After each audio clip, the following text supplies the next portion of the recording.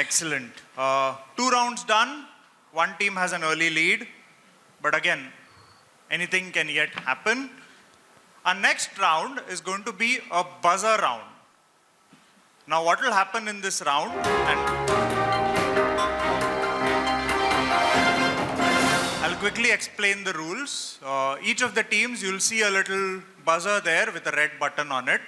We're going to test all the buzzers in a minute just to make sure that they all work. How this round works is each of the questions, I will only show you an image. Okay, and we'll actually do a trial image so you know how the round is structured. Okay, press your buzzers. Okay, so in this case, it was team 4 that pressed first. And team 4, who is this? This is Manohar Parrikar, yes. So every question in this round, you will see someone with part of the face obscured and you have to guess who it is. Now, before we move on, I'm going to do a quick buzzer check. So only team 1, can you press your buzzer? It's working. Team 2. Press it again. Okay. Try it one more time. Okay. Try it now. Okay, it's working. Team 3. All good. Team 4. Team 4? Yeah. You need to press it hard. Team 5. Yes. Team 6, hold on. Team 6. Press it hard. Okay. Team 7. And team 8. Okay. So remember, if you're guessing, press the buzzer hard and press the buzzer fast because microseconds will differentiate all of you. Now, if you buzz, I will call out the team name, only then you give me the answer. If your answer is correct, you will get 10 points. If your answer is incorrect, you will lose 5 points. So it's a -5 for an incorrect answer and a +10 for the right answer. And if the team that buzzed gets it wrong, it won't pass. So that's the end of the question. We won't have any passing. The team that buzzes first gets to guess. They either get +10 or -5. All right, are we ready to begin? I'm going to reset the buzzer once more and let's take a look at the first question of this round. Team 6. PV Sindhu. 10 points.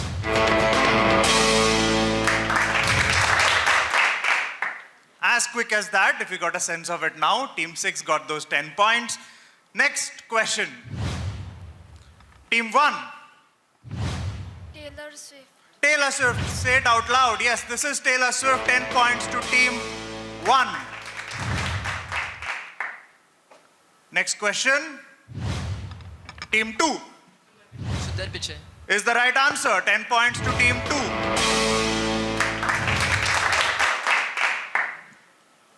Next question, please. Team 1 again. Say it into the mic, please. Sudha Murthy. 10 points. No negatives so far. All the teams clearly know their personalities. Let's move on to question number 5.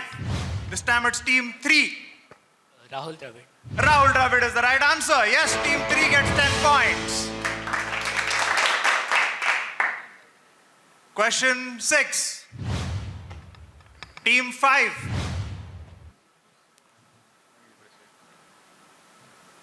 Team 5, I need a quick answer. Pass. Not sure. Team 5 passes, so unfortunately I'll have to give you a -5, Team 5. Anyone wants to guess who that is? Just shout it out. Marie Curie is the right answer. Yes, that is Marie Curie. Tough luck, Team 5. Next question. Team 4. Elon Musk. Elon Musk, yes. Last question of the round coming up. And it's Team 3.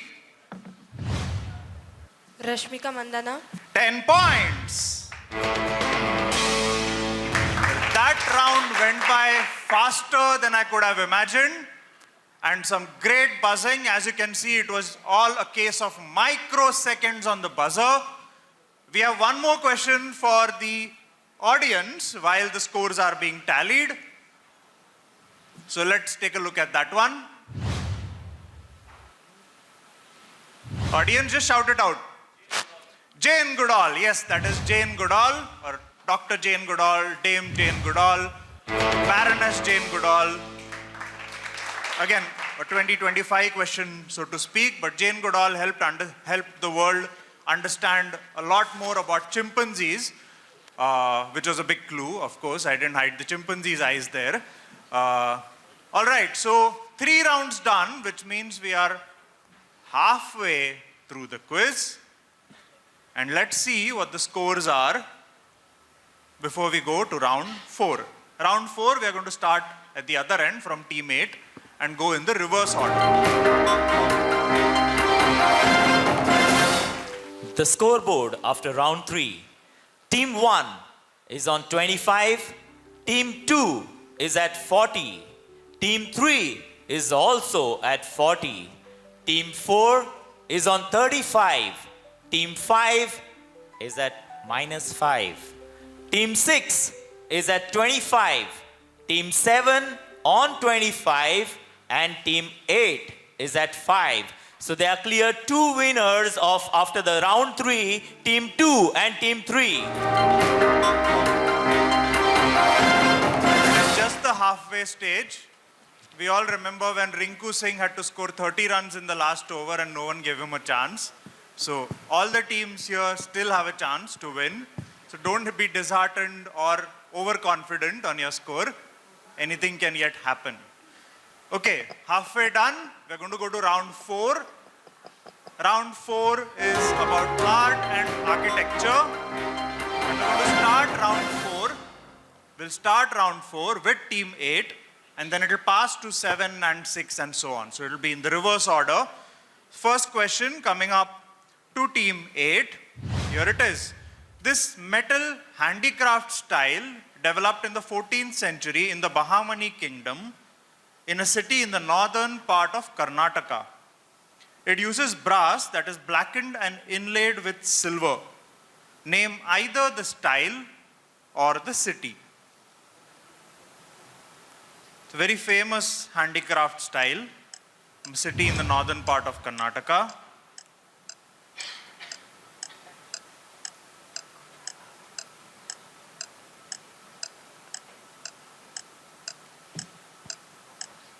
You have another 15 seconds to think about it. Mangalore as the city. Not Mangalore, not quite the northern part of Karnataka. I'm going to pass to team 7. Vijayanagar. Not Vijayanagar. Team 6. Bidri. And the style is? Bidri. Bidri style. I'll give you points. Bidri style, Bidri where the city is Bidar. This is a very popular style from Bidar in North Karnataka. Bidri where team 6, you get 5 points on the pass. Great steal there. Our next question will be to team 7. This painting style originated in the Maratha court in this town and typically features inlays of precious metals or precious stones on painted wood or canvas. It has been patronized by the local Chettiar community and the British. Name either the style or the town. So it's from a place with a Maratha court. It was also patronized by the Chettiar community. That should give you a sense of the geography. Name either the style or the town.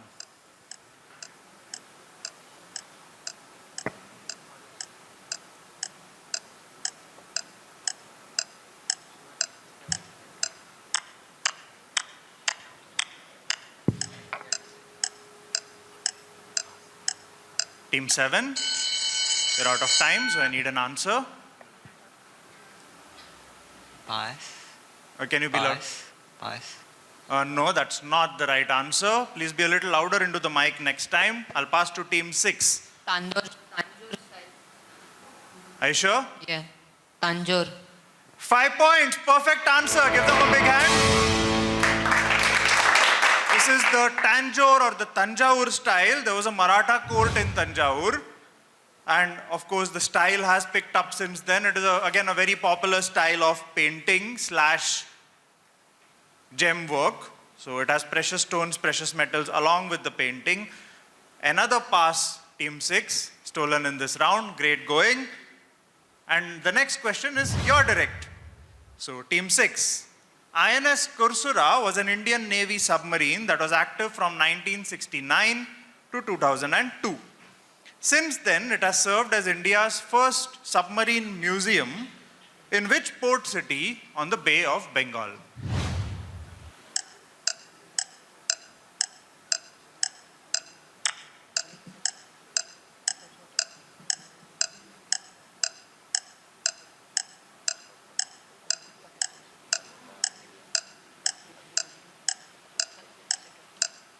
Kolkata Port or Hooghly Port. Not the Kolkata Hubli port, unfortunately. I'm going to pass to Team 5. Chennai. Not Chennai, I'm sorry. Pass to Team 4. Vishakhapatnam. Gets you points. It is Vishakhapatnam or just Vizag. So 5 points to Team 4. This is actually if you are in Vizag, you should visit this. It is a submarine museum. They actually have the submarine on dry land and you can go take a tour of the submarine, see what it is like inside the submarine. Team 4, nice steal there. 5 points to you. And we're going to go to the next question, which is to Team 5. Team 5. The Mumbai Trans Harbour Link is an 18-kilometer long bridge that connects Mumbai with Navi Mumbai. It was inaugurated in 2024 and is commonly known by what name? For a clue, think of local bridges.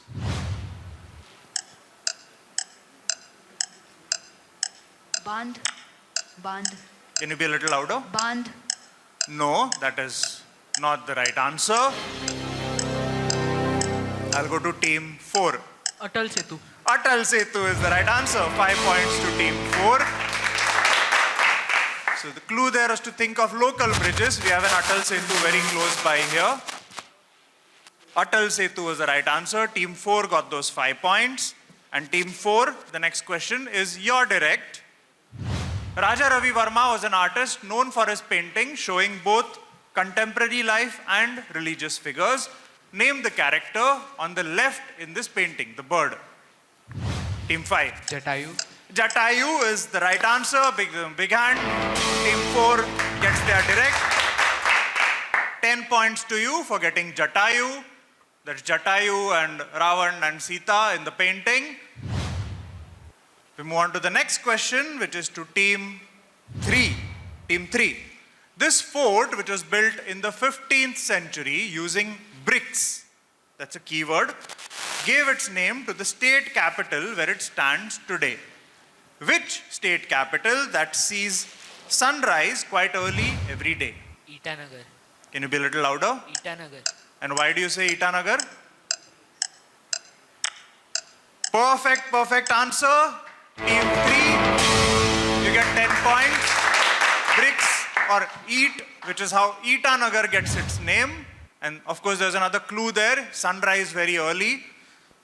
So Team 3, you got your direct 10 points. And we'll go now to Team 2. There are 5 sites like this in Jaipur, Mathura, Delhi, Ujjain and Varanasi, all built in the 1720s and 1730s. What is their common name? Jantar Mantar. A bit louder. 10 points. Jantar Mantar, quickly answered there. These are the Jantar Mantars. This is the more famous photo, not the previous one that you saw. So Team 2, you got those 10 points. And the last question of the round now coming up to Team 1. Team 1. Kalila wa Dimna is a collection of fables written in Arabic and Middle Persian and believed to date to the 8th century. It is considered a translation of what Indian work?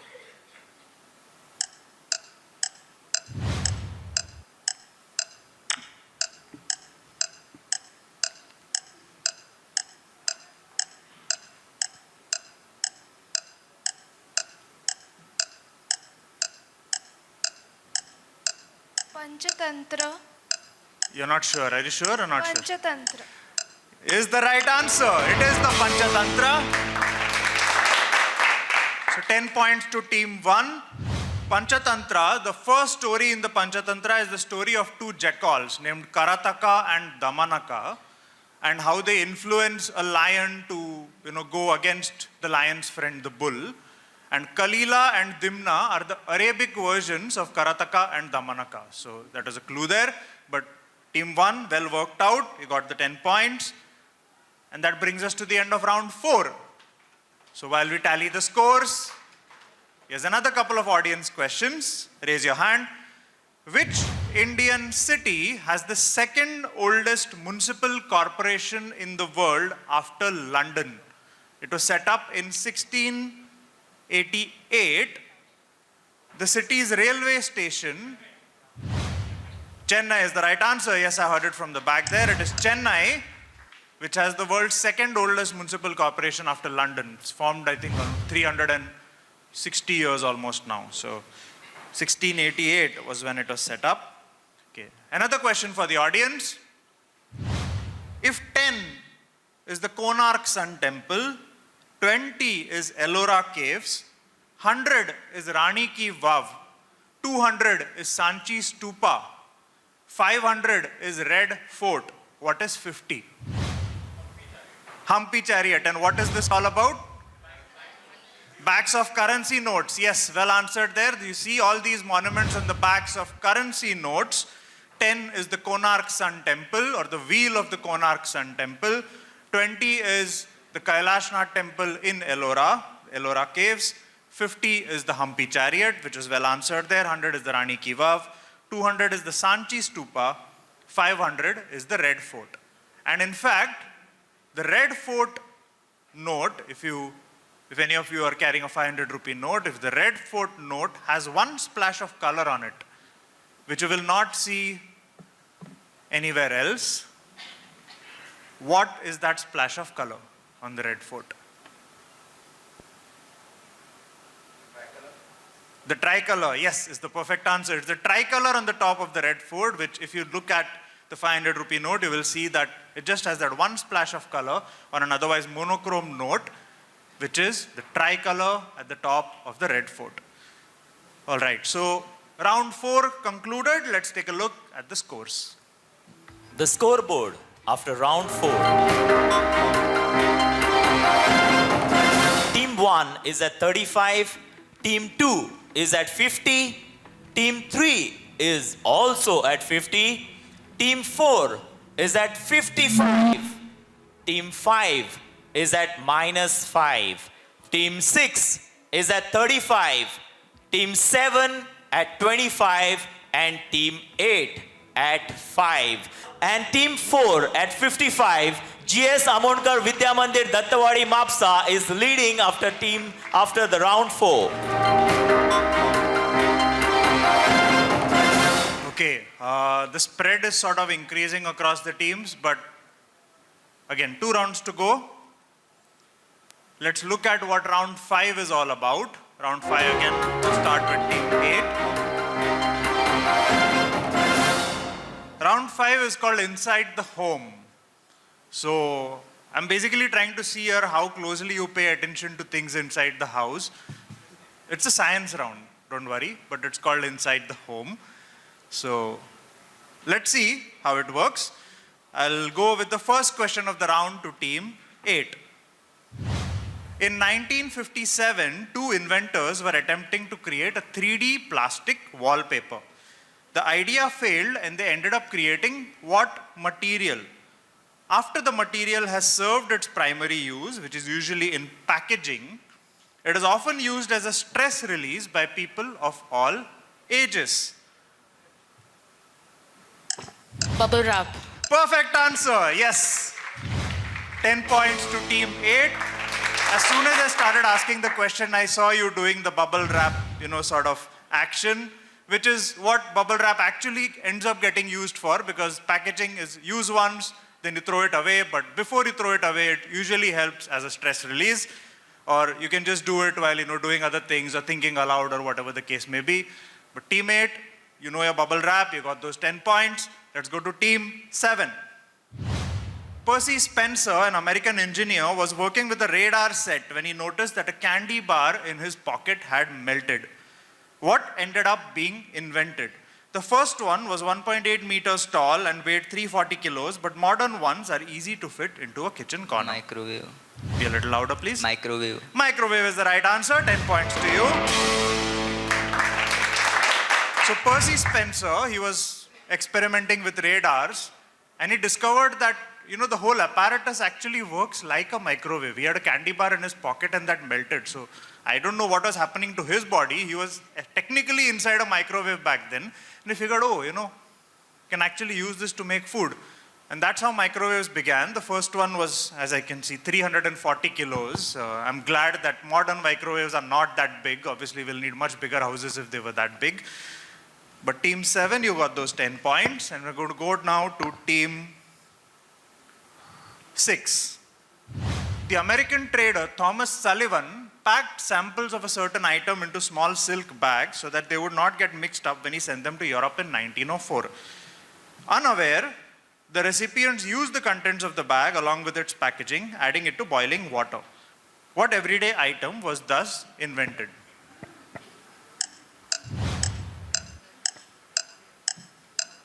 Tea bag.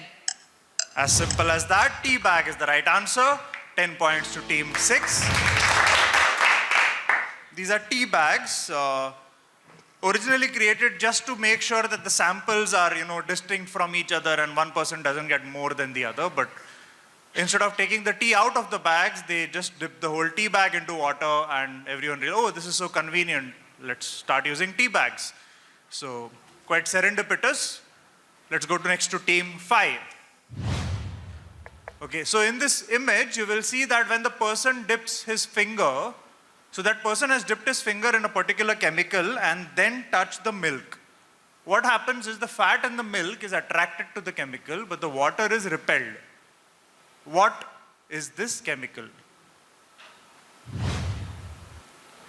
So it's an item that works really well on fatty and greasy items like milk, grease, oil, but not on water. So what is this household chemical?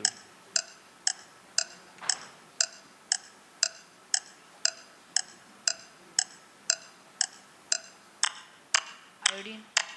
Can you be a little louder? Iodine.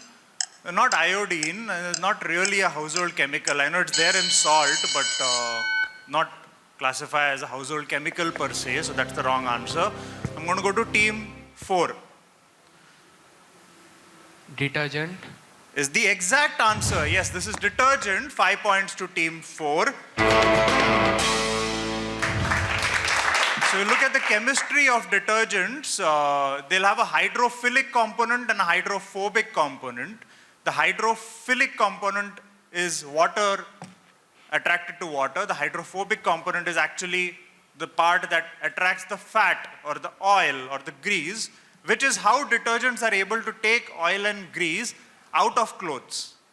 Because they're able to mix in the water, take the grease out of clothes, and that's how clothes get clean with detergent. Team 4, clearly you know your chemistry, you got that right. And the next question is your own direct. This device was first introduced in prisons to keep the inmates busy and put their energy to good use. What is this device that can now be seen in some homes?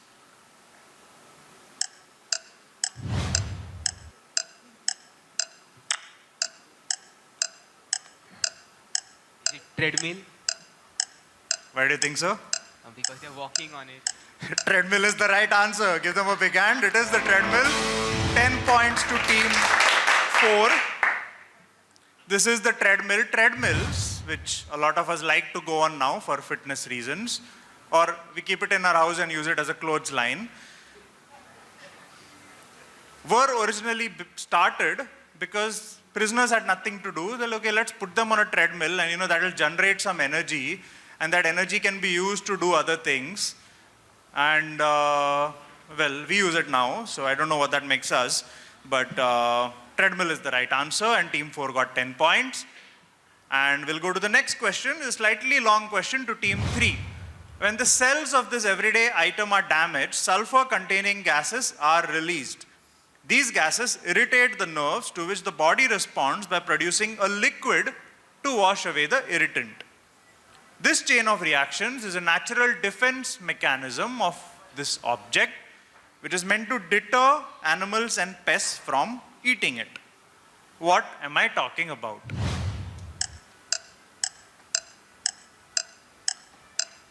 Sulfurous gases irritate the nerves, body produces a liquid.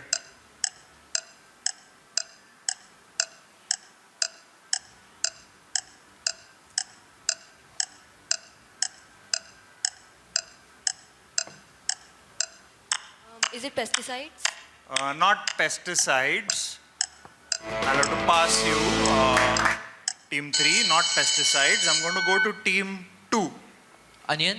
Onion is the right answer, yes. So team 2 gets, I think given the context, a very valuable 5 points. It is the onion. So when the onion is cut, it releases sulfurous gases which irritate the lacrimal glands, the glands in the eyes, which is why when you cut onions, you cry. It's because of those sulfurous gases, and that was the onion's natural defense against being eaten in the wild. The team 2 got those 5 points, and team 2, here is your direct question. Bakers add yeast to ferment the dough, causing the dough to expand significantly in size.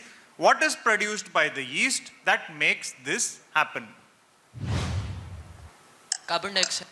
As simple as that, carbon dioxide is the right answer. So 10 points to team 2, carbon dioxide it is. I'm going to go to the last question of this round, the penultimate round, which is to team 1. What scientific process leads to raisins losing their wrinkles when soaked in water? Osmosis? Can you be a little louder? Osmosis. Osmosis is correct. Yes, 10 points, team 1. This is osmosis, which causes raisins to, lose their wrinkles. Great answer, team 1. You got those 10 points. Okay, so 5 out of the 6 rounds are now done. We'll have a quick check of the scores before we go to the last round. And we'll know who, is the winner of the Quiz Bowl for this year. But before that, while we check the scores, here are a couple of audience questions. The compound capsaicin, when in contact with the tongue, sends heat signals to the brain, making the body sweat, develop a runny nose, and other things. It may irritate the stomach as well. Where will you find capsaicin? At the back, yes, I heard it. Chilies is the right answer. This is the active compound in chilies. Let's look at another question. George de Mestral noticed that plant burrs stick to his dog's fur. I think the answer came up. Okay. So George de Mestral noticed that his dog, when he walked into the woods, there would be burrs sticking to, the dog's fur. And that is how he came up with the idea of Velcro. Because when he looked at those burrs under a microscope, he saw that there's many, many tiny, hooks and rings sort of things. So if you look very closely at a Velcro, that is exactly how a Velcro works, which is how he was able to come up with and design Velcro, which of course now is used pretty much everywhere.